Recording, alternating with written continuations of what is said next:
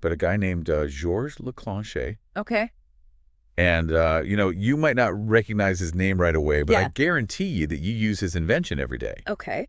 We're talking about the precursor to the modern battery, the Leclanché cell. Wow. So, if you ever put batteries in your remote or your flashlight or anything like that, you got this guy Leclanché to thank. Wow. So this is going to be a very relevant deep dive for all our listeners. Very relevant. This is something that affects everyone. Absolutely. So we've got some excerpts from a biography of Georges Leclanché. So we're going to be diving deep into that. All right, let's get energized. Oh, there you go. I like that. Let's get energized and jump right in. Sounds good. So this guy was born in France in 1839. Okay.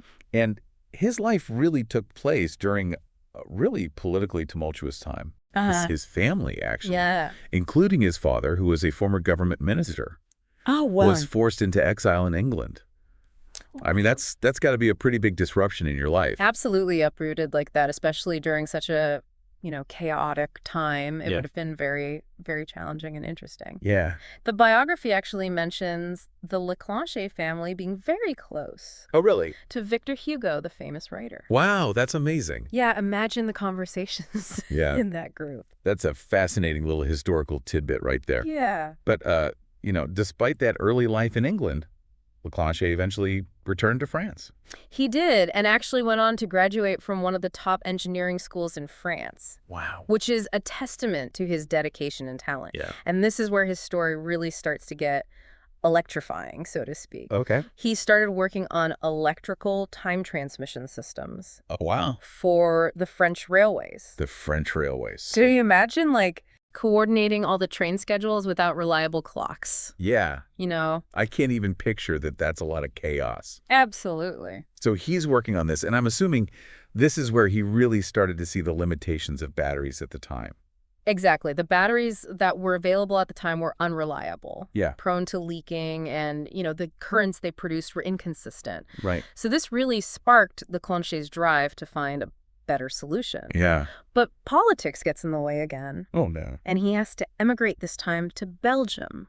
Jeez. Because of more political instability. So it's like every time he gets going, I know, something happens. It's like he just can't catch a break. And he has to move again. Yeah. So he sets up a lab in Belgium. He does. And he just dives headfirst into battery designs. Headfirst. And this is where he has his big breakthrough in 1866, right? That's right, the Leclanché cell. The Leclanché cell. Tell us what made this invention so special. So this is where his ingenuity really shines. The Leclanché cell was a wet cell battery. Okay. It used a zinc rod, which acted as what's called the anode. So that's the negative terminal where electrons flow out. And then it also uses what's called a cathode, the positive terminal. Okay.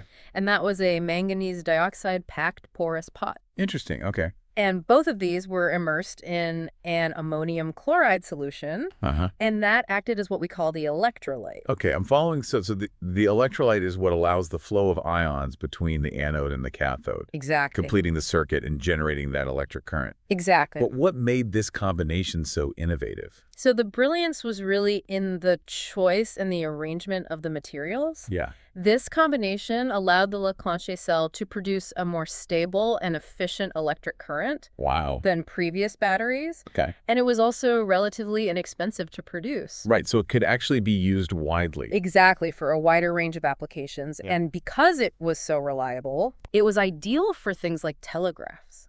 Yeah, that makes a lot of sense. Whoa. So it was dependable, it was readily available. It's no wonder it was quickly adopted by the Belgian Telegraph Administration and the Dutch railways. Absolutely. Those were both growing industries. Right. Reliable communication and transportation were vital. Right. So the Leclanché cell really filled a critical need. Absolutely. And once he was able to return to France, he and a partner, Ernest Barbier, founded a battery factory. Wow. Which quickly became a leading producer in the country. That's amazing. I mean, you talk about all these disruptions in his life, and he's still able to accomplish all this. Perseverance. Amazing. And even after all that, he continued to innovate. He did. In 1876, he introduced a jellied electrolyte. That's right. Which made the cell more portable, right? More portable, much more portable. And that was a huge step towards the dry cell batteries that we're all familiar with today. Right. I mean, you think about Those classic zinc carbon batteries that power everything, flashlights, toys. Yeah. All that stuff. It all goes back to him. It all goes back to Leclanché. That's really amazing to see that lineage, Acres. from back in the late 19th century to now. Mm-hmm. But sadly, he passed away relatively young in 1882. Way too young. But talk about a lasting legacy, though. His brother and his son carried on his work. They did. It's really inspiring. It is. And what's even crazier is that the Leclanché name is still around. It is. There's a Swiss company. Oh, wow. That was founded in 1909 that carries on that legacy. Wow. Specializing in battery technology. Of course. And get this, they even acquired a German lithium battery company a few years ago. Oh, wow. It's incredible. Talk about a lasting impact. Yeah. I mean, it really makes you think about all the stuff that we use today. It does. That we just take for granted. Yeah. Like, imagine a world without portable power. Hard to fathom. It's really hard to fathom. Yeah. I mean, think about it.